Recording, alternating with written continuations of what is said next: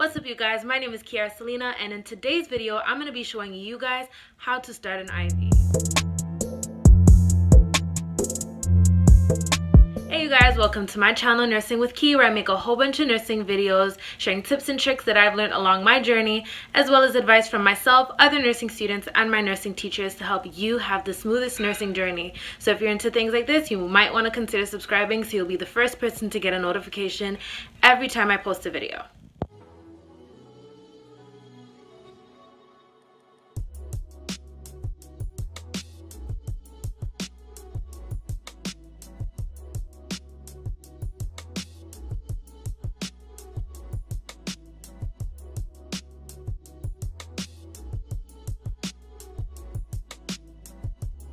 So to start off here, I'm just going to take my IV bag and remove that from the package, then set that aside.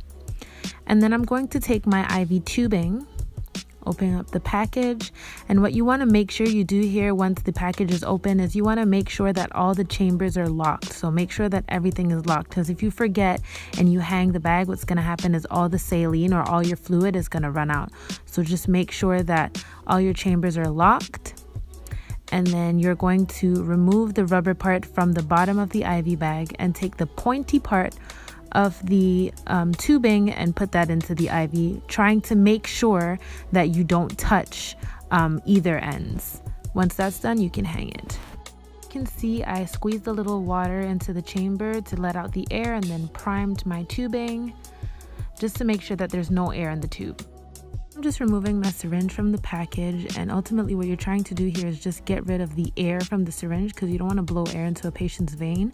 A lot of times you'll get a lot of resistance, but a trick for that is just to pull down once you hear a click, and then it should go up easily. So the next step is just to prepare your catheter. So I'm removing the catheter from the bag, trying to make sure that the tips don't touch the table. So try to keep it in the bag and try not to touch it. And then I'm just going to screw my syringe onto the end piece of the catheter and prime it just by letting out a little bit of water.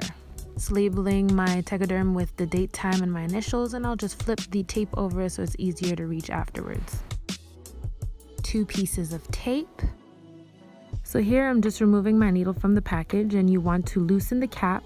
And when we're loosening the cap, you want to be very gentle, because there's a retract button, and if you're not gentle, you can accidentally press it. So be very gentle, and then just loosen the catheter at the tip of the needle. Just gonna tie my tourniquet, and on a patient you would probably palpate just to see if you could find a vein, but I already know where the vein is on the mannequin.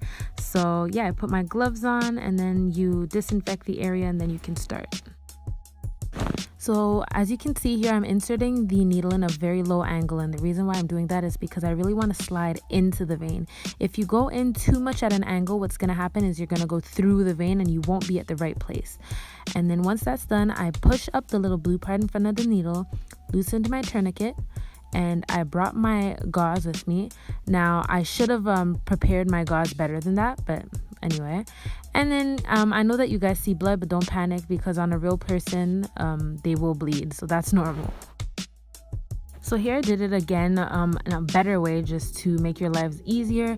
As you can see, I'm holding my gauze in the same hand as my needle. So once my needle is completely in, it's easier for me to reach my gauze and just slide it forward. Then I can push the hub up and retract my needle. So definitely do it that way as opposed to what I did before.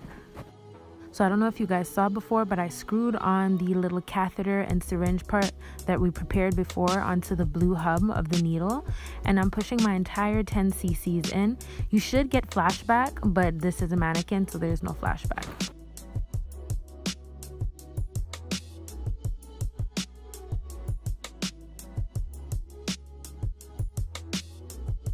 So you would remove the white perimeter, then stick on the little labeling that we made before, and then you're all good to regulate your IV. To be safe, I always take some alcohol swabs, and I really go over and clean my 2 end pieces before connecting them together, just in case I touch them. Although I looked at the video and I know I didn't touch them, I always do it just to be sure. Now if you wanted to remove your IV, you would want to make sure that your 3 locks are locked. So the screw, the one at the very top of the tubing, and the one on the catheter.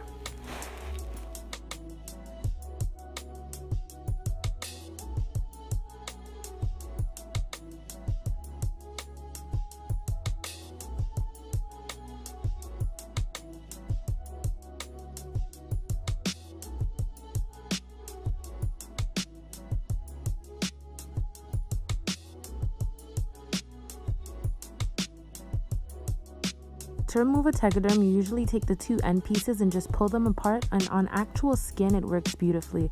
Because the mannequin is plastic, it was a little bit harder to do. But yeah, you just pull the two end pieces away from each other and it should work perfectly.